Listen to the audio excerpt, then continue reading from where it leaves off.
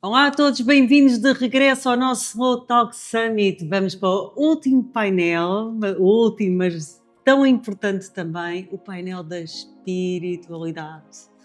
E começamos aqui com o Pedro Frias, mentor espiritual, Sara Larcha, trabalha genealogia, é genealogia que se diz? Sim, psicogenealogia.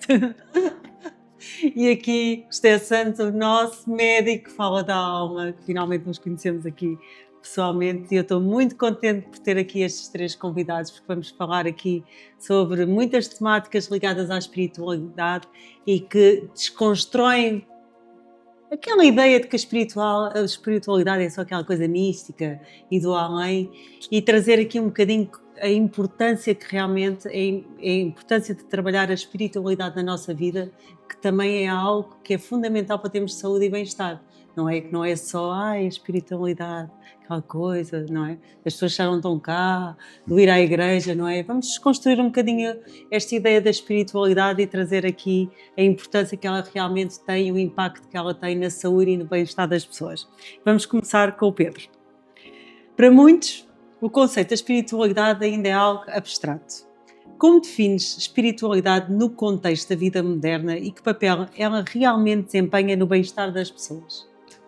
Ok, obrigado Bárbara desde já pelo convite e parabéns pelo evento, é maravilhoso. E respondendo à questão, a espiritualidade pode sim ser algo relevante no contexto da vida das pessoas, se as pessoas souberem separar o que é o caráter ritualista e até supersticioso de algumas práticas espirituais, que as limita mais do que as liberta. Se olharmos à ideia de que, por exemplo, tudo acontece por uma razão, que nós somos uma alma e o nosso dever é expandir essa frequência cada vez mais, então a espiritualidade faz sentido para tudo na vida.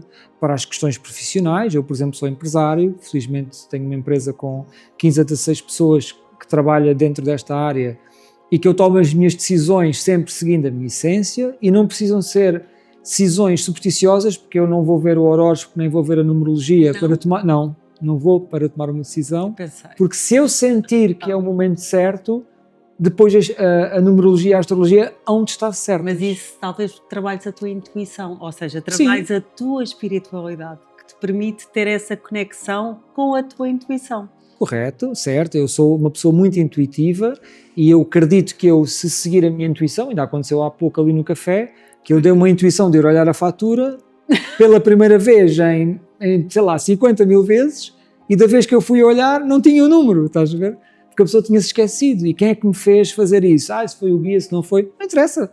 Eu, se estiver atento àquilo que eu sinto, acreditando que aquilo que eu sinto vem da minha alma, que está-me a guiar nesta terra, então eu vou estar sempre bem. E esse conhecimento e essa confiança também, que depois se adquire ao ter uma vida espiritual, porque nós começamos a dar bem com as decisões que fazemos na vida, é tudo. Portanto, todas as pessoas, na minha opinião, precisam de mais espiritualidade na sua vida se for vivida desta forma. Até porque nós precisamos de algo que nos guie, não é? Não podemos só acordar e viver a vida no piloto automático. Nós também precisamos de ter algo que nos movemos, não é? Ou seja, não é só... Nós temos que acreditar que há algo para além de... Não é? Sim, é isso. Nesse aspecto, sim, algo para além de, mas nós somos eventualmente o nosso próprio guia interno, o nosso coração. Exatamente. Aquilo que nós somos, eu acredito, por várias filosofias que eu tenho estudado ao longo dos anos, que o nosso papel é sermos cada vez mais cada vez mais nós próprios. Mas quem eu sou, se eu achar que quem eu sou são as minhas crenças ou as minhas ideias e as minhas filosofias mentais, se calhar não vou chegar muito longe. Agora, se eu acreditar que quem eu sou é um ser de amor incondicional, uma alma, que eu não sei ser enquanto ser terreno isso, mas que é isso que eu sou de verdade, então eu vou-me tentar aproximar ao longo da vida a essa imagem perfeita, iluminada, que é o Cristo, que é o Jesus, que é o Buda. Só é que as pessoas estão sempre à procura dos recursos fora, da validação, do amor, da fé, de tudo. E como tu dizes, nós temos de trabalhar o nosso eu, no sentido, eu sou o meu maior guia. Isso. Eu acho isso uma frase linda, não é? Porque acho que as pessoas procuram tudo muito fora e enquanto não trabalharem, por isso é que eu trago muita espiritualidade, eu trabalho muito, eu gosto muito de trabalhar tudo num todo, de uma forma integral. Não é? Eu tenho uma abordagem muito mais wellness do que espiritual. Certo. Mas a espiritualidade está sempre, sempre, sempre presente no meu tipo de programas, no meu tipo de comunicação que eu tenho para as pessoas. Porque eu considero que ela é mesmo fundamental. Porque repara, há pessoas que dizem, ai não, eu medito imenso, ou vou à igreja, sou uma pessoa muito conectada com Deus e com o divino, mas depois não se cuidam. E então, na minha ótica, não é? Na forma como a Bárbara vê, porque é a minha verdade, não é a verdade, cada um interioriza ou sente que faz sentido ou não, nós escolhemos este corpo para vir a esta experiência terrena. Portanto, eu não estou no espírito, senão eu estava lá no espírito, não estava Certo. aqui. Então, eu escolho este corpo, eu tenho que honrar o corpo que eu vim para esta experiência terrena. E neste corpo, então, eu viver esta experiência, o meu espírito vive esta experiência através do meu corpo. Portanto, não há uma separação. Não há. Então, se há uma ligação, eu adoro que uma vez eu tive uma live com o Pedro e foi brutal. Como sabes, aquilo teve imensa audiência. Yeah. Foi uma conversa, eu começo a deambular conversas filosóficas. Então, se nós todos somos um todo e há uma conexão com Deus e nós somos também uma partícula, eu realmente sou o meu maior guia. Certo. E é essa espiritualidade, no respeito que eu tenho todos os dias com o meu corpo, que eu tenho que trabalhar.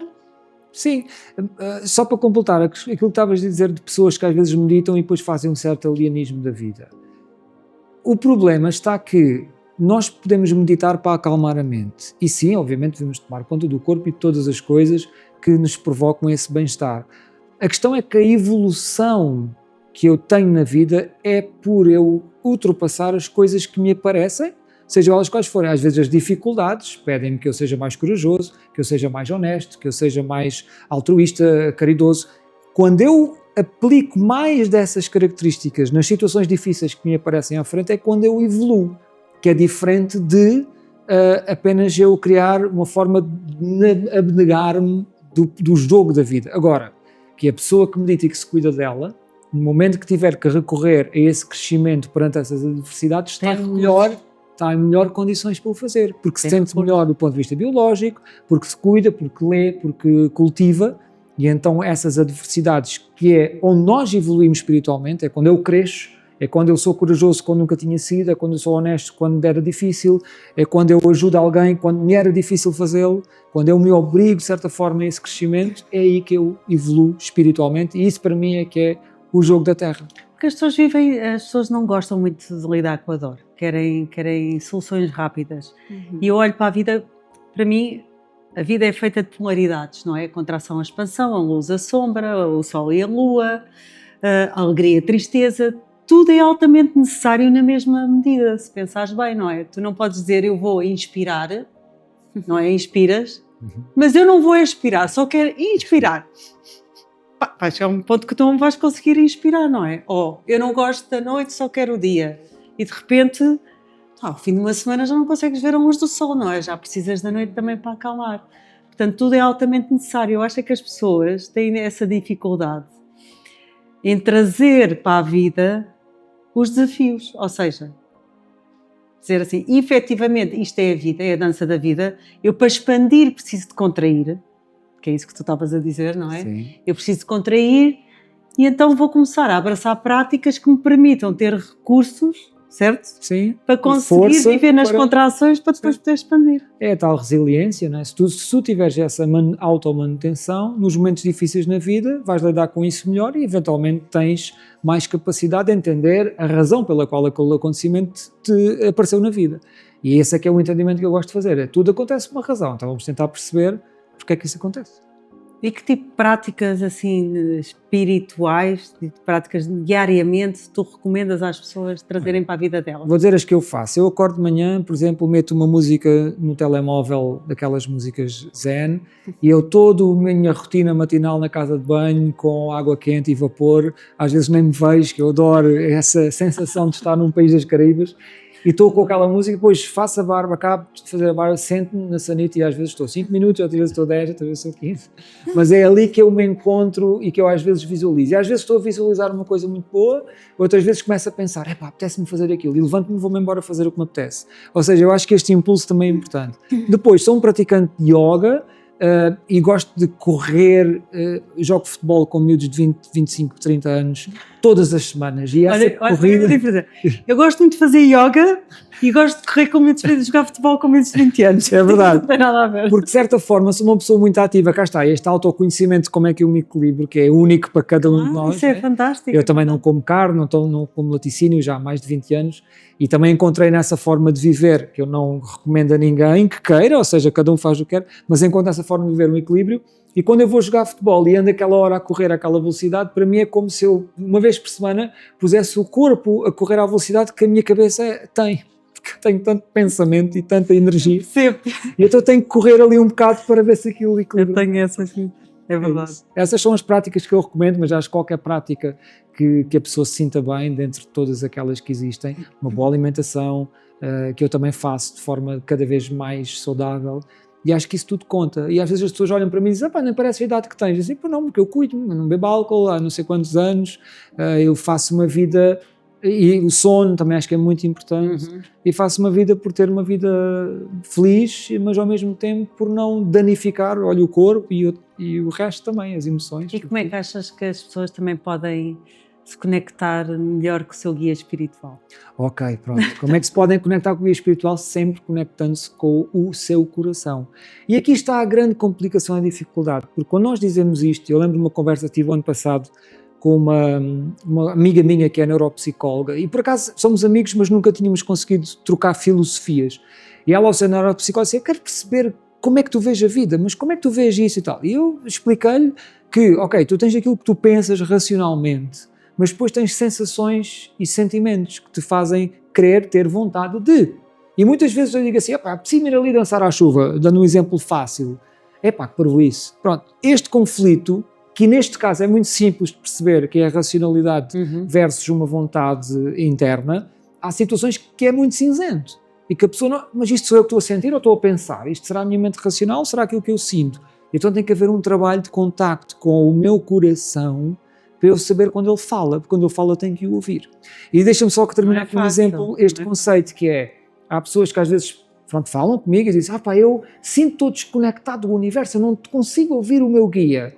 Mas o que aconteceu foi que o guia falou durante uma semana, 2 semanas, 5 semanas, a mesma coisa, e às vezes já nem era o guia, eram os amigos todos a dizer a mesma informação, porque eu acredito aqui numa ligação quântica. Quando uma informação vem no universo, vem através da mãe, do pai, do tio, do primo, da avó, toda a gente a dizer a mesma coisa. Eu costumo dizer que quando 2 pessoas ou mais dizem a mesma coisa, escuta, e toda a gente a dizer a mesma coisa, e a pessoa conseguiu criar uma narrativa. Não, eu não quero fazer isso, porque eu agora vou fazer isto. E essa negação tapa e fecha a comunicação do meu guia para mim, porque está a fechar a comunicação de mim comigo próprio. Que eu deixei de querer sentir aquilo que era uma sensação interna.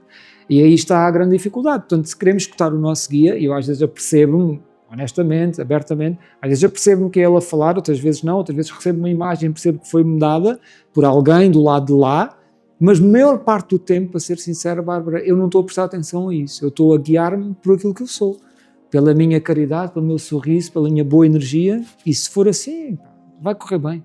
E nós todos temos formas diferentes de nos conectarmos, não é? Também, eu, por exemplo, a mim as sincronicidades sempre acontecem umas coisas mais inacreditáveis, ou seja, eu sinto que o universo me mostra as coisas de uma forma... Sim. Ou seja, cada um de nós tem, mas eu acho que para isso temos que trabalhar todos os dias em nós a nossa conexão realmente com o nosso eu. E eu acho que as pessoas, neste momento, cada vez mais precisam de uma coisa preciosa, que são tempos de silêncio. Sim, concordo. Que eu acho que a forma como nós vivemos hoje em dia, não é? Estamos sempre em estímulos, ou conversar com pessoas, ou ouvir, ou é internet, ou é notícias. Estamos sempre tipo, agora vem a palavra em inglês, overwhelming, ou seja, avassalados, assoberbados de ruído, não é? Sim, estímulos mesmo. Então como é que nós, não é? Com tanto estímulo, com tanto ruído, nos conseguimos conectar com o que quer que seja?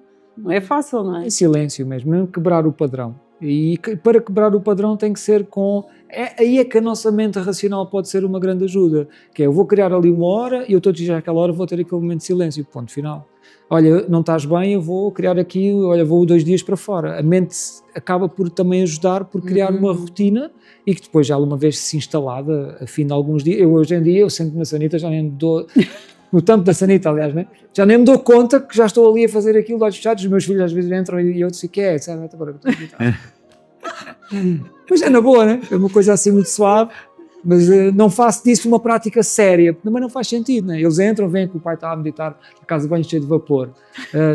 Vai-te embora que eu estou a meditar. Mas é uma coisa leve, não é aquela coisa muito pesada, agora eu vou meditar. Não faz sentido. Estava a lembrar um dia qualquer, os meus filhos já sabem de manhã, a mãe tem sempre o teu tempo de meditação dela. Então, outro dia, o Benjamin e a Constança, pegaram-se os dois, começaram os dois a ter uma discussão, então entraram no meu quarto e às tantas estavam os dois sentados na minha cama a dizer, porque não sei o quê, e eu sentada assim, estava tipo a meditar. E eu abri um olho, abri outro e disse assim, eu não estou a acreditar, vocês estão mesmo aqui sentados, eu estou a meditar, mas mãe, não sei o quê, desculpem lá. Eu agora comprei daquelas coisinhas, das placas que se põe à entrada do quarto e ponho lá à entrada do quarto. Estou a meditar, não a incomodar. Porque os filhos não querem saber. Eu podia estar a levitar. Pai não tem folga. Podia estar a levitar que eles entravam na mesma. Muito bom. Sara, vamos falar aqui sobre ancestralidade, que é um tema que eu adoro. Ou seja, o nosso corpo, porque nós falámos hoje, ao longo, quem esteve aqui a acompanhar todas estas conversas, falámos aqui também sobre genes, sobre epigenética e sobre as memórias que o nosso corpo traz e que podem ter tanto impacto na nossa saúde física como mental, de muitas histórias que às vezes já vêm aqui gravadas dos nossos antepassados. Fala-nos sobre isto. Então, antes de mais, muito obrigada por estar aqui, é um verdadeiro prazer. E dizer-te que esse tema da ancestralidade é algo que nós seres humanos sabemos há milénios. Há registro na Bíblia, por exemplo, da importância dos temas e das dores que se passam de geração em geração. Então, assim, resumidamente e tentando tirar o jargão, quando cada um de nós nasce, não nasce com um livro em branco. Provavelmente, se calhar, metade do nosso livro da vida já está escrito, o que é extraordinário, porque temos metade do livro ainda em branco, mas metade já está escrito. E está escrito com o quê? Com projeções da família, inconscientes, mas também conscientes, com crenças, com legados positivos. Acho que eu gosto sempre de começar pelos legados positivos e depois para irmos aos disfuncionais. Da nossa família herdamos forças, herdamos, imagina, a resiliência, a coragem, a determinação, o amor, a bondade. Depende das famílias e depende das histórias. E muitas vezes as pessoas, cada um de nós, até irmos olhar para as nossas forças herdadas, nunca tínhamos pensado nisso. E isso é extraordinário, herdamos as forças, mas também herdamos os legados disfuncionais. Herdamos o quê? As dores, os traumas, os silêncios, aquilo que foi silenciado, porque normalmente aquelas dores que são muito faladas e que são transformadas e que são transmutadas, essas acabam por não ser passadas de geração em geração, só que não é isso que as famílias fazem, todas as famílias do mundo, como tu dizias, nós temos dificuldade todos como ser humano em lidar com a dor, porque a dor dói.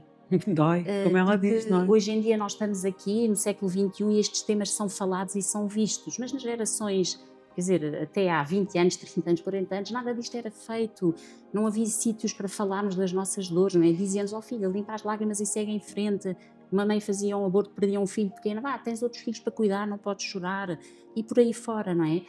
E portanto são essas dores dolorosas que fazem parte de um conteúdo psíquico. Imagina assim, se uma arca, não é? Cada família tem a sua arca, como a caixa de Pandora dos males do mundo, mas ali é a caixa dos males da família, e que todas estas emoções vão sendo lá incluídas de geração em geração, é o chamado inconsciente familiar, mas esse inconsciente familiar tem uma memória muito forte, mas não consegue dividir o trigo do joio, não sabe se aquela informação é real, se demorou muito tempo, se demorou pouco tempo, não interessa, registra. Há uma dor e fica registrada, uma dor sobretudo que não é transformada e fica ali registada. Mas igual, imagina, porque a mente não sabe se há passado, presente ou futuro. Certeza. Com aquilo que está em memória também no nosso ADN, acontece da mesma forma? Ele pode considerar que essa dor é uma coisa que faz parte... Exatamente, ou seja, vou-te dar um caso. Imagina que há uma mulher... que chega aos 30 anos, estou-me a lembrar de um caso real, uma mulher chega aos 30 anos e sente que tem que ir viajar, tem 2 filhos pequenos, tem um marido, tem uma vida absolutamente estável e sente que tem que sair, tem que fazer uma grande viagem até para um país da América Latina, portanto era muito claro. E aquilo obviamente gerou muita incompreensão para ela, para o marido, até para os filhos, para a família, não é? Agora vais deixar o teu trabalho, vais viajar, afinal de contas.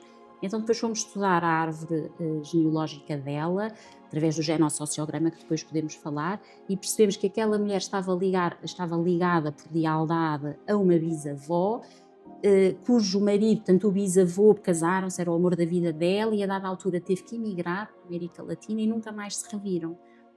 Sabes? E então é como se, e aos 30 anos da avó, é como se aquela memória acordasse na bisneta, que nem sabia esta história, porque isto é que é o conteúdo transgeracional, isto é que talvez até me estou a arrepiar, isto é que é talvez o mais arrepiante, porque há conteúdo intergeracional que tu conheces. Imagina, eu convivi com as minhas avós, há conteúdo que elas me passaram conscientemente, dores, eu lembro-me, quer dizer, a minha avó enviou muito cedo, isso para mim foi-me passado, eu conheço essa história, isso é intergeracional, é fortíssimo na mesma. Agora, o conteúdo transgeracional são as histórias que nós não conhecemos, nunca ouvimos, de pessoas que até podem ter partido antes de nós termos nascido sequer, não é? Mesmo assim, essas histórias, essas vivências e estas dores estarem registadas em nós. Ainda bem que não estão registadas em todos os descendentes, é como se cada descendente estivesse ligado a uma determinada pessoa, por esta magia. Como é que é feita essa escolha? Em quem é que vem registado? É porque a minha alma escolhe, quer vir com esses padrões e com uma lealdade para continuar algo que ficou inacabado, ou como é que isso acontece? Olha, ou como é que tu achas que isso acontece? Porque posso dizer como é que a Sara acha, isto obviamente... Exatamente, como é que a Sara acha? Não é? A epigenética estuda já há muitos anos, há 15 ou 20 estes temas, e isto não está estudado, posso dar a minha visão espiritual. Eu acho que realmente há ligações kármicas, há histórias. Para mim é muito claro, por exemplo, tenho 2 filhas, não é? E acompanho outras mulheres. É muito claro ver que uma está ligada a uma determinada história e a outra está ligada a outra história. Não há como se não houvesse, ainda bem, porque não estamos todos ligados, não estamos todos a carregar as mesmas histórias. Mas sabes, há uma parte da espiritualidade que eu gosto de ver como, ou de considerar, ou de sentir dentro de mim como a magia da vida, que eu não tenho que saber porquê e que eu não tenho que controlar e que apenas tenho que confiar e aceitar e integrar a mim estas dinâmicas ocultas. E essa faz parte de uma das dinâmicas ocultas. E, portanto, na verdade, voltando à epigenética, que tu também falavas, isto tem vindo a ser estudado com grandes crises e com grandes catástrofes da humanidade, designadamente o Holocausto, porque é preciso ter trauma em várias gerações e não vais infligir trauma coletivo em várias gerações, propositadamente, obviamente. E então tem sido, já há imensos estudos científicos nesse sentido, em que se chega à conclusão que os netos que não tiveram nenhum contacto, netos de sobreviventes do Holocausto, não tiveram obviamente nenhum contacto com aquele período negro da história, por exemplo, têm sonhos vívidos, concretos, de casos vividos pelos avós, mesmo os avós nunca tendo contato. Portanto, como é que um neto sonha? Há imensos registros desses na investigação. Portanto, o neto tem recordações, tem memórias de algo que foram vividos pelos avós e que nunca foi contado. Estes netos, por exemplo, têm níveis de depressão muito superior a outras crianças comparáveis nos sítios onde vivem, e portanto, na verdade, o que a ciência tem vindo a estudar tanto em humanos, mas também obviamente em animais, porque esses podemos infligir alguma dor, infelizmente, mas o que a ciência tem vindo a provar é que realmente os genes, herdamos os genes, mas herdamos mais do que os genes, como se fosse uma vez uma bióloga geneticista explicou-me simplisticamente, porque eu não sou da área, que é como se connosco, no nosso ADN, não é uma alteração genética, mas é como se o nosso ADN viessem marcadores somáticos em cima do nosso ADN com as dores, algumas dores. E o que é extraordinário, já há investigação nesse sentido também, há alguma muito recente, está mesmo agora a ser publicada, é que cada um de nós, com trabalho interior, com espiritualidade, com isto que nós estamos aqui a fazer e que cada um faz no seu dia-a-dia, nós podemos limpar esses marcadores genéticos. Ou seja, às vezes eu estou destinada a viver a tragédia que a minha bisavó viveu? Não. E como é que tu identificas? Como é que tu, de repente, uma pessoa, imagina, completamente leiga, nunca ouviu falar disto e chega ao pé de ti, quer perceber como é que vai, perceber que tipo de padrões é que traz e imagina que ela nem conheceu praticamente ninguém da família, quando ela nasceu já não tinha avós, já não tinha bisavós, vamos aqui esmiuçar a coisa mesmo. O que é que tu dizes? Como é que tu explicas isto? Como é que tu desconstróis? Talvez Sim, para começar, acho que é importante que este trabalho não seja feito única e exclusivamente por curiosidade. E por Uhum. isso é que eu coloco a terapia transgeracional não só num trabalho emocional, mas também num trabalho espiritual. Temos que nos mover por uma bondade e por uma amorosidade nossa, mas também dos nossos. Portanto, não é chegar ao pé de mim, imagina, ou de outra terapeuta transgeracional, eu quero libertar-me de todos os padrões, eu quero libertar os meus filhos. Estás a ver? Lei Uhum. nas entrelinhas, eu quero controlar a vida. Não. E então eu gosto de trabalhar por temas, todos nós temos temas. Todos. Todos nós temos Vários. temas, vários. E então vamos por temas e obviamente cada qual há de sentir que há um tema que pesa mais do que outro. Ou tem que comecemos por esse. Então imagina, a pessoa chega lá e diz, olha, por exemplo, um clássico, só atraio, uma mulher chega ao pé de mim e diz só atrai relacionamentos tóxicos. Uhum. Muito bem. E depois eu faço, então, mas conto lá um bocadinho dos seus relacionamentos. Foram todos tóxicos, desde sempre. Depois vamos ali perceber, então, olha, como é que amor, uma palavra para amor romântico. Peso. Não, quer dizer, obviamente, não é? Já estamos a ver onde é que aquilo vai parar. Então vamos explorar. Para mim é tão simples, porque é quase como, é quase... Os casos são todos tão similares, nós somos todos diferentes, mas os casos são todos muito similares. E de repente vamos ali perceber para trás, imagina que com a mãe o relacionamento era extraordinariamente difícil, com a avó foi sujeita a um casamento violento que durou a vida toda, mas a avó sofreu muito, e aquela mulher que ali está, tem registada no tal inconsciente coletivo de família que um relacionamento amoroso gera dor, mais vale ficar sozinha. Coisa muito invisível, porque a partir do momento inconsciente, a partir do momento que começamos a ver, já podemos lidar com outra maneira. Mas realmente aquilo é muito insidioso, não é? Portanto, a pessoa tem ali, mais vale estar sozinha, mais vale estar sozinha, é perigosíssimo apaixonar-se. Então o que é que ela faz? Atrai homens indisponíveis. Óbvio.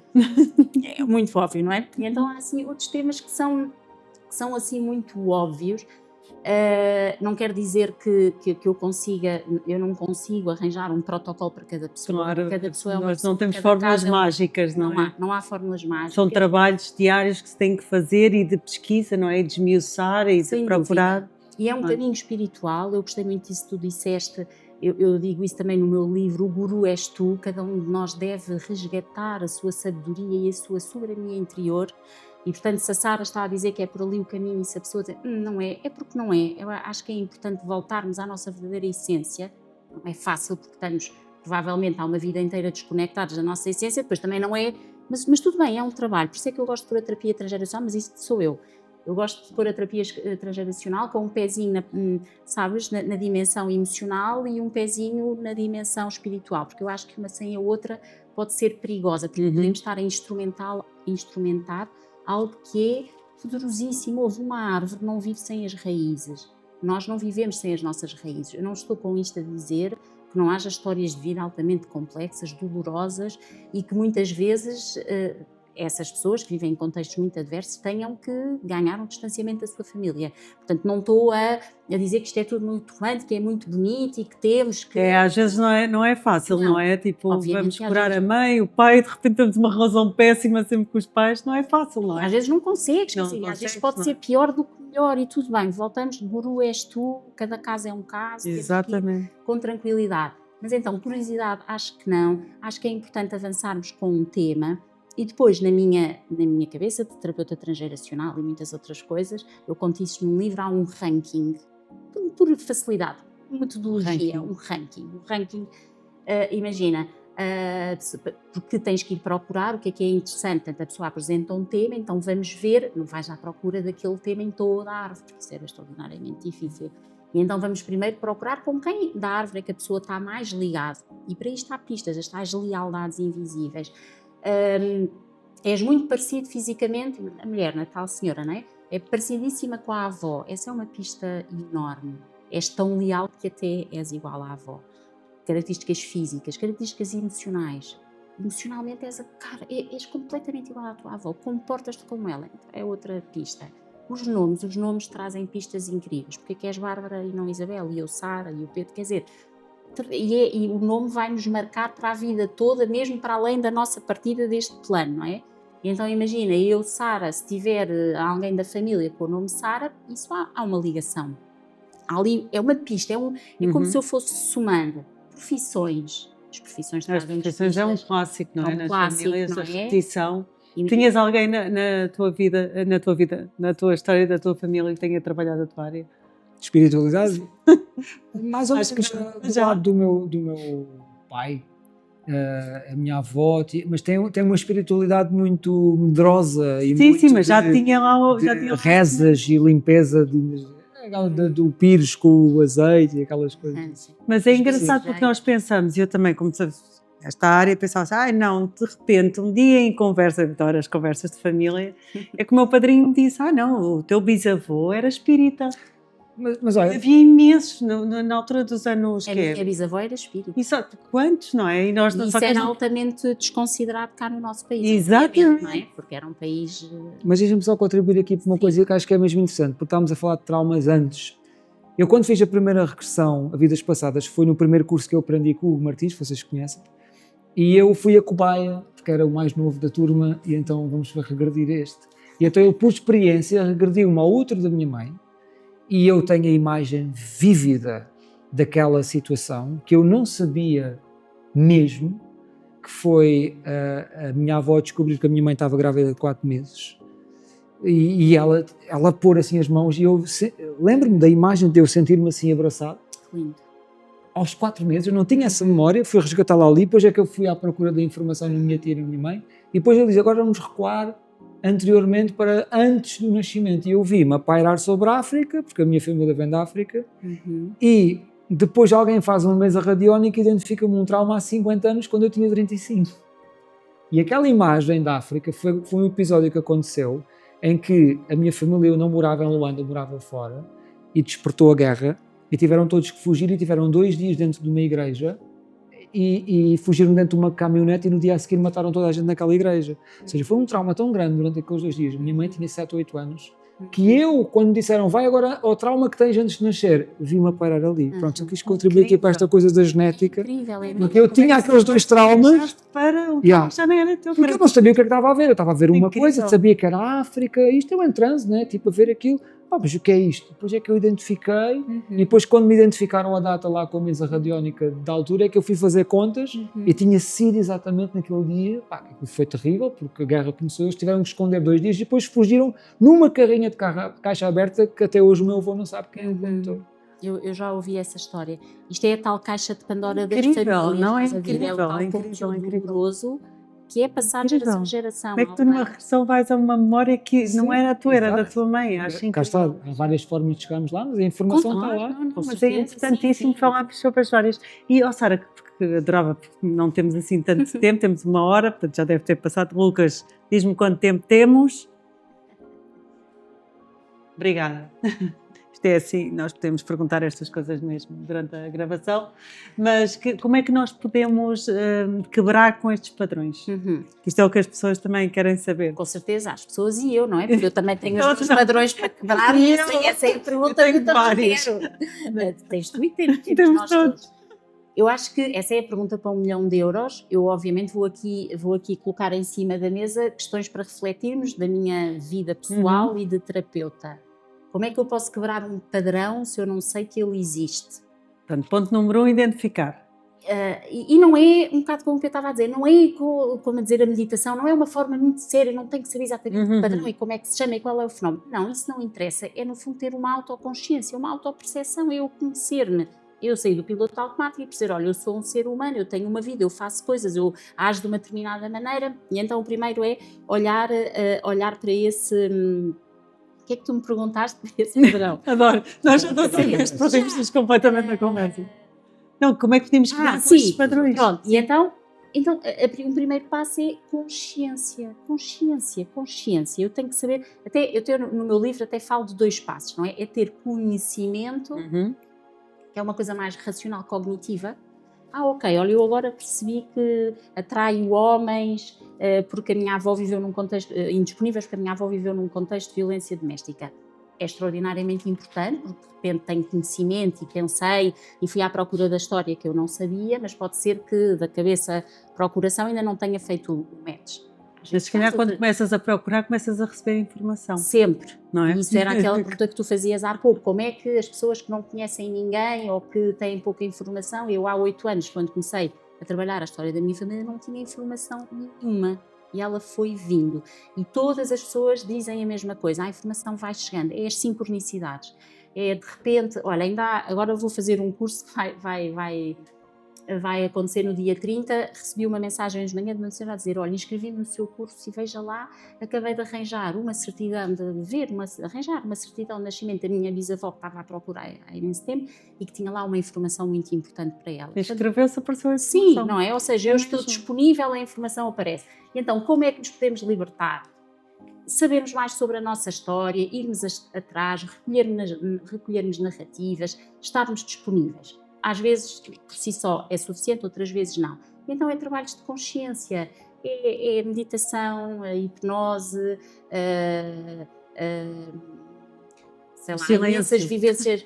Sim, há imensas vivências práticas, no fundo, por isso é que voltamos para o pezinho na espiritualidade, por isso é que eu acho que isto tem que ser um tema altamente englobado e tem que ser como aquilo que tu dizias, e estavas a dizer isto ao princípio e eu vou reforçar. Temos, por favor, que entender todos, eu também estou no barco, obviamente, que tudo isto faz parte de processos, não é? Uma gestação tem um processo para estudarmos e cada um chegou aqui onde está, tivemos não sei quantos anos a estudar e portanto, há um processo, não dá, às vezes as pessoas, eu até fico comovida, não é? Não, olha, eu quero, olha, eu vim aqui ter consigo que eu quero resolver um tema que eu tenho com a minha mãe, é um tema duro. Mas o quê? Em 2 horas? Percebes, Bárbara? Não. As pessoas querem mesmo coisas rápidas. Rápidas e imediatas. Soluções imediatas. E sobretudo que sejam arranjadas por quem está à frente delas, não é? Fora. Que tem alguém a dizer, olha, faz assim, não sei o quê, e vai acontecer. E portanto é um processo, mas que obviamente que não tem resultados daqui a 10 anos. Isso eu posso garantir à medida que vamos estando num processo. Coisas a magia faz-se acontecer.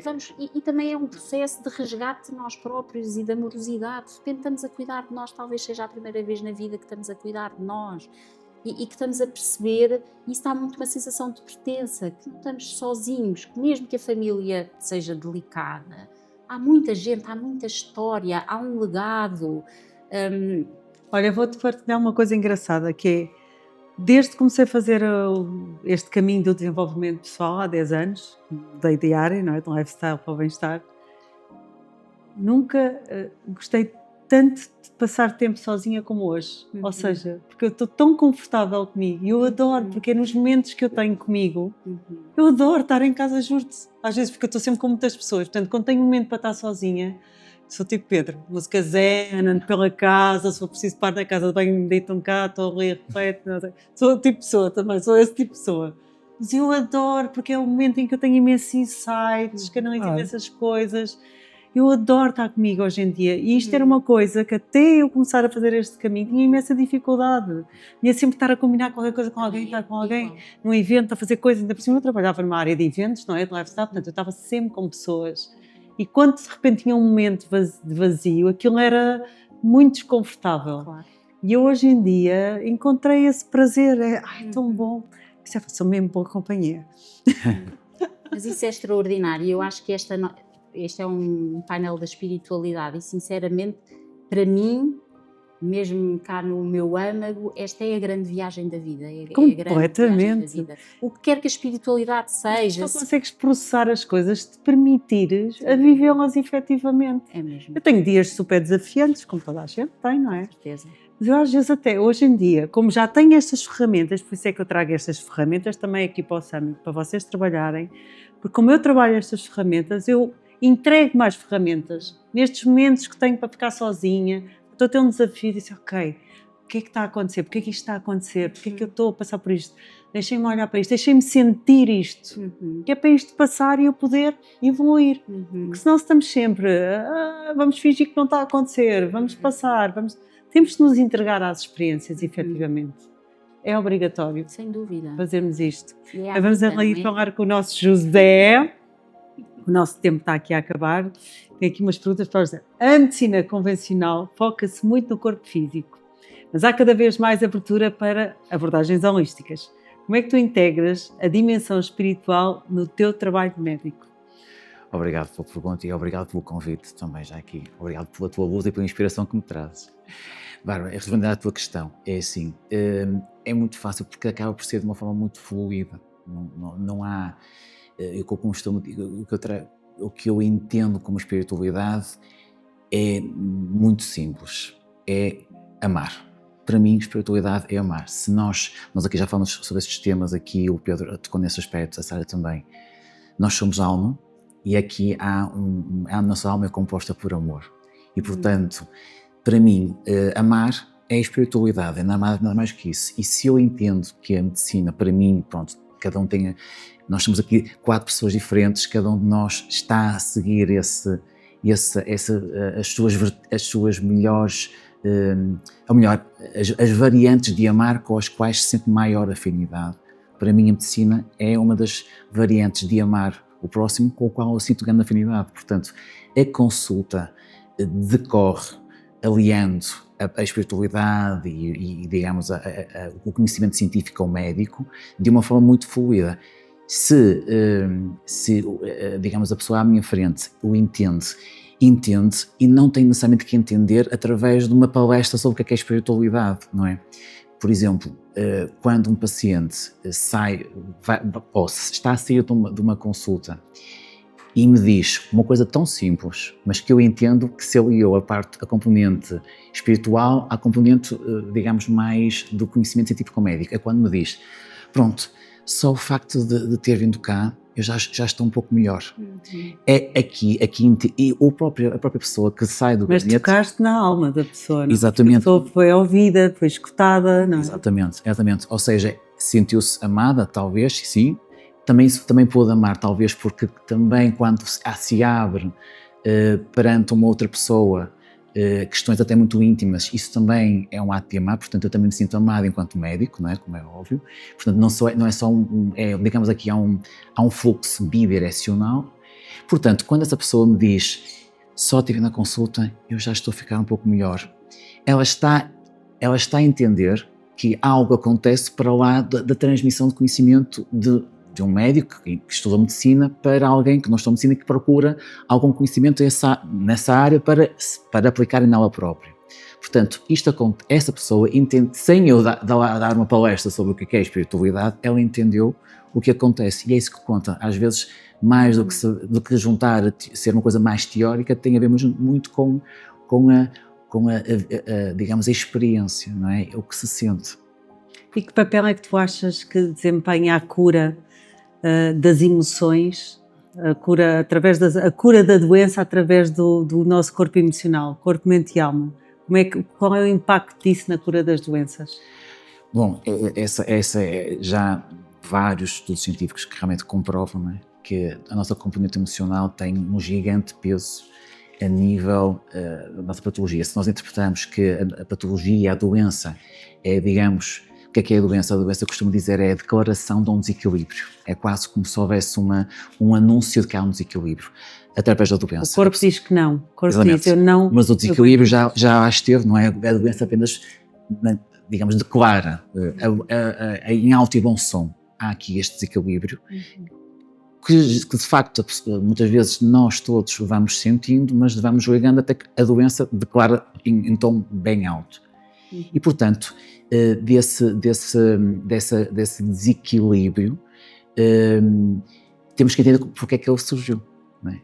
E muitas vezes de facto surge porque há uma mente com um determinado esquema de pensamento, com um determinado modo de pensar. Por sua vez, o pensamento traz emoções associadas, que, na minha perspectiva, as emoções são nada mais, nada menos do que a descarga do pensamento sobre o nosso próprio corpo. Portanto, pensamento traz emoções e essas emoções têm, de facto, um componente vibracional. De facto, e tu tentas perceber isso nos teus pacientes? Sim. Qual é que é a fonte? Uma fonte mais... Sim. Felizmente, eu sendo médico de família, acabo por ter, digamos, um acesso facilitado a esse campo, porque Primeiro, porque sou médico de família, significa que há uma continuidade, já me conhecem de diversos contactos, de diversas visitas ao gabinete, sabem que eu conheço todo o contexto, o resto restantes elementos familiares e, portanto, isso facilita a abertura de um campo. Não sou propriamente, para muitas pessoas, para a maior parte dos meus pacientes, não sou nenhum estranho e isso facilita muito, não é? Todo o processo. Portanto, Só uma curiosidade, tu já tens médicos na tua família? Não. És o primeiro? Sim, aliás, não há ninguém na minha família que esteja ligado à área da saúde, exceto uma tia que foi enfermeira. O resto, mais ninguém, mas é ninguém mesmo. Em gerações, portanto... Tens uma tia? Eu tenho uma tia. Só tia, essa minha tia é a única. Uma tia já dava uma história. A pergunta é sempre, terá havido alguém na família que morreu prematuramente porque não teve acesso a cuidados de saúde? Também pode ser. Sim. Alguém que tenha morrido por inanição, alguém que tenha tido um acidente e o médico não chegou a horas porque não também havia pode médicos ser, pode não ser só familiar. Como se fosse uma profissão de reparação, não é? Quanto mais eu exercer a minha função de médico, mais garanto que não volta a acontecer aquela dor que aconteceu na minha vida. Pista de investigação. É algo que poderia investigar, de que eu tenho conhecimento neste momento. Nunca ouvi nenhuma história, mas se calhar possivelmente... Vai explorar, já estou mesmo a... Vou explorar isso. Vou explorar o tema. Desculpa. E então sim, retomando o que eu estava a dizer, só para terminar, é que efetivamente sim, este estado mental em que muitos de nós estamos, em que não é um estado mental propriamente... Porque o que é a nossa mente? A nossa mente basicamente é um instrumento. A nossa alma de facto necessita, e tu falavas sobre isso, necessita do nosso corpo e necessita de uma mente para se expressar nesta vida, porque senão mantínhamos no campo espiritual puro, não é? Seríamos só alma, na dimensão não física. E efetivamente, para nós estarmos aqui, para esta alma se conseguir expressar, necessita de dois instrumentos incríveis, a nossa mente e o nosso corpo. Por isso é que é tão importante cuidarmos da nossa mente e do nosso corpo, para podermos dar expressão à nossa alma. O que acontece muitas vezes é que aqui a nossa mente é um instrumento um bocadinho mais...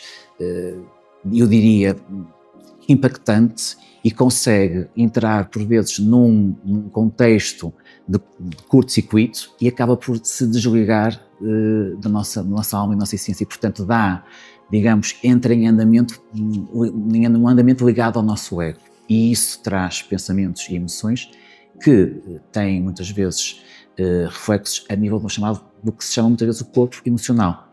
E esse corpo emocional, naturalmente, podemos explicar isto a nível puramente físico, ou seja, orgânico. Nós sabemos que se a nossa mente tem uma interação com o nosso cérebro, a nível do nosso cérebro acontecem um conjunto de alterações. Temos uma parte muito emocional, a amígdala, o hipotálamo, que de facto acabam por descarregar um conjunto até de neurotransmissores e de hormonas que acabam por criar alterações. Por exemplo, fala-se muito nos dias de hoje do cortisol, que é de facto uma hormona que... as pessoas conhecem, se calhar quem nos está a ouvir, ouve a falar a chamada cortisona, sabe-se que a cortisona deprime o nosso sistema imunitário, portanto, cortisol, na verdade, é um derivado do cortisol, o cortisol inspirou a formação da cortisona, não é? Essa imagem é melhor assim dizendo, e, portanto, uma pessoa que está com os níveis elevados de cortisol, naturalmente, com o tempo, está com o seu sistema imunitário mais debilitado. Mas não é só a este nível puramente físico, puramente molecular. De facto, nós temos genes, temos proteínas, somos constituídos por diferentes moléculas e estas moléculas têm uma carga energética. Portanto, as componentes energéticas associadas aos estados emocionais interagem com essas moléculas, com essas proteínas. Muitas dessas proteínas estão nas chamadas membranas celulares. E são essas proteínas nas membranas celulares que determinam, muitas vezes, quais são as proteínas que se vão formar e quais são aquelas que vão ativar determinados genes. E, portanto, todo este contexto que acontece a nível celular acontece não só porque existe um cortisol e outras hormonas e outras moléculas que vão pela corrente sanguínea, que chegam lá e que alteram o processo celular, mas também porque há alterações de cargas elétricas, não é? E isto tem a ver com a energia, portanto o nosso corpo emocional tem uma carga energética que também interatua com o nosso corpo a esse nível. Portanto, não é só, digamos, como te queria explicar, não é só algo que entra por corrente sanguínea, há algo que acontece também meramente por uma questão energética, não é? Então, Portanto, daí dizer que podemos realmente cuidar do nosso corpo físico através de práticas também espirituais e mentais. Mas que tipo de práticas é que tu sugeres aos teus pacientes? Normalmente. Várias, mas podia dizer dentro de 4 grupos.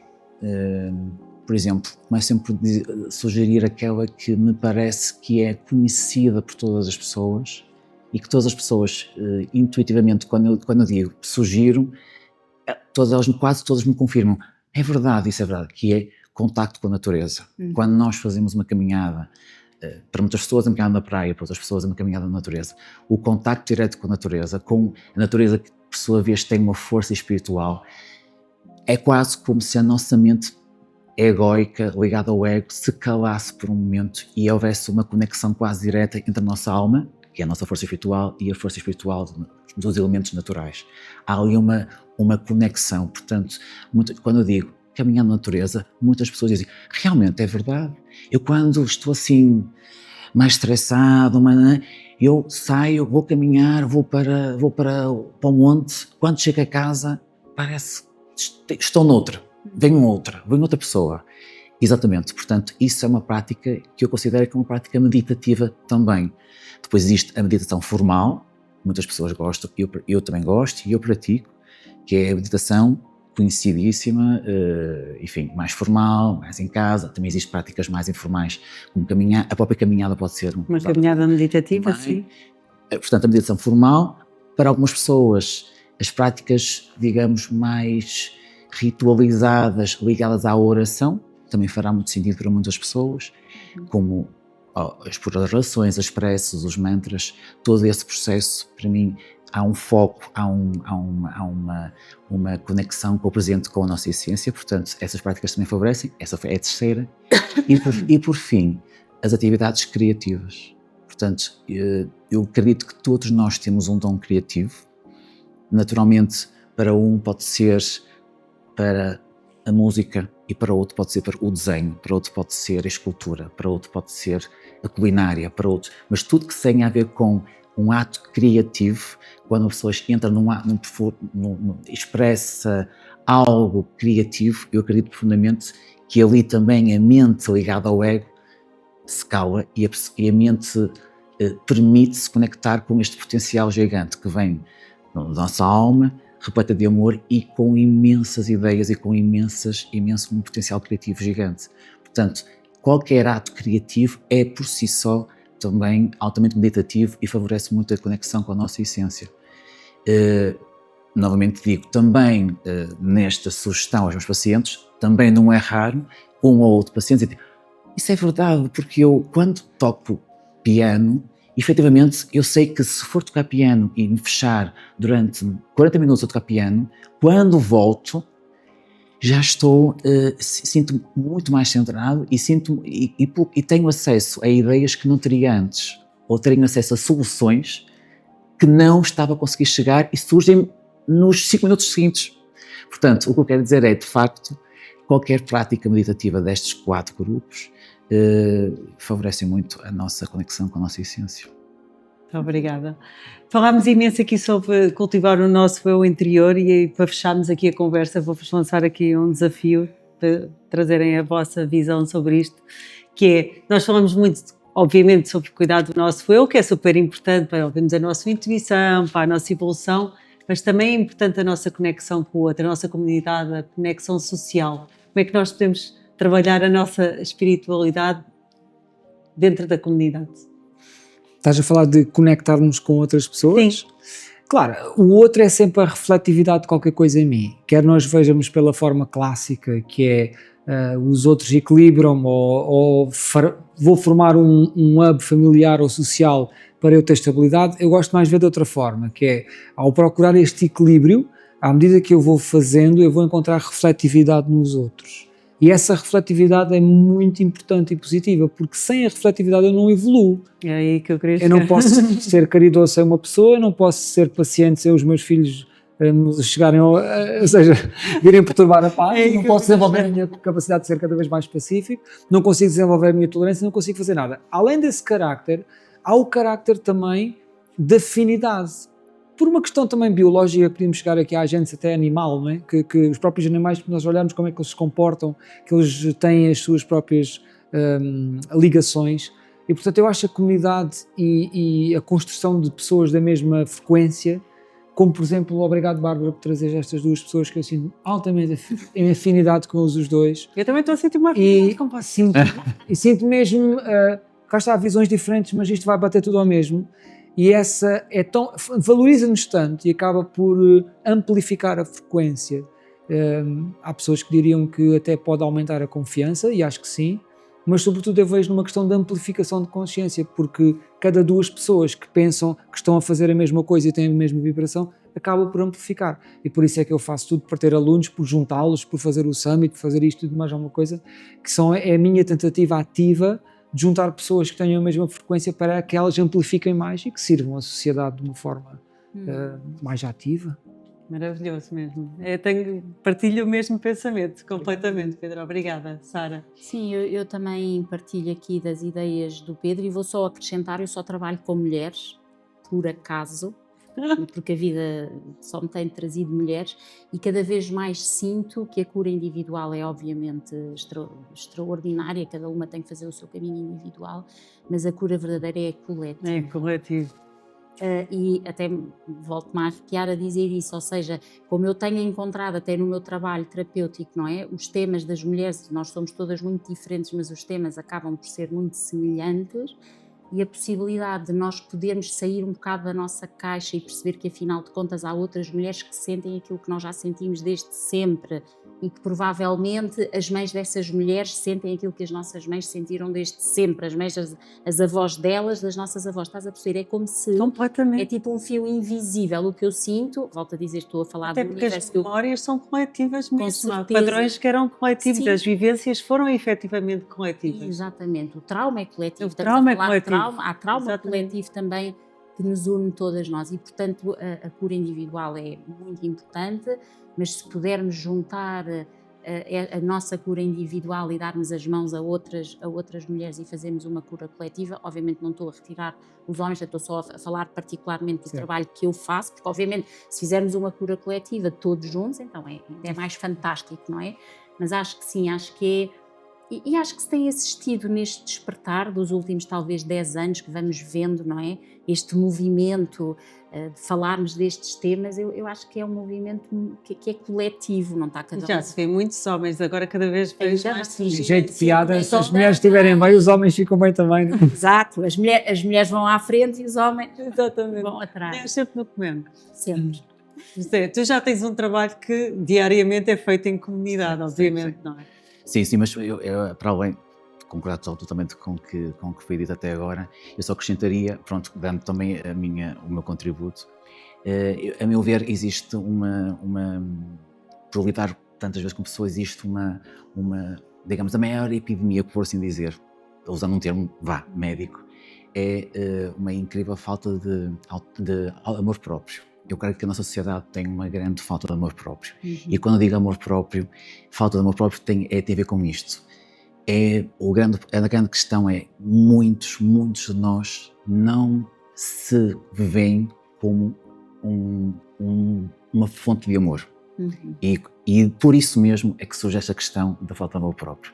Portanto, tudo o que nós... o que eu sinto que seria profundamente impactante e que poderia mudar muita coisa era, começando por aí, eu estou aqui e eu sou uma fonte de amor próprio e eu consigo expressar esse amor próprio, esse amor que sou, das formas mais simples possíveis.